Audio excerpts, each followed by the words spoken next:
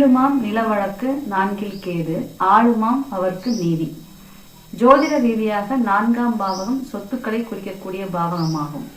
அந்த 4ஆம் பாவகத்தில் ராகு கேதுக்கள் அமைந்திருந்தாலோ, சொத்துக்களை குறிக்கக்கூடிய காரக கிரகம் செவ்வாய் ராகு கேதுக்களின் பிடியில் அமைந்திருந்தாலோ, 4ஆம் பாவக அதிபதி 6ஆம் பாவகத்தின் தொடர்பில் அமைந்திருந்தாலோ, அந்த ஜாதகரின் சொத்துக்கள் வழக்கை சந்திக்கக்கூடிய நிலையும், ஜாதகர் சொத்துக்களை அனுபவிக்க முடியாத நிலையையும் சந்திக்கிறார்.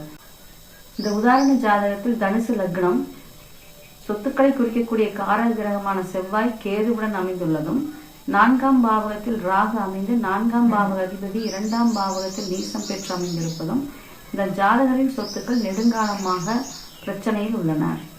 வழக்குகளையும் சந்தித்து வருகிறார். இந்த சொத்துக்களை அனுபவிப்பதில் இவருக்கு தடையும் ஏற்பட்டுள்ளது. நன்றி. வாழ்க வளமுடன்.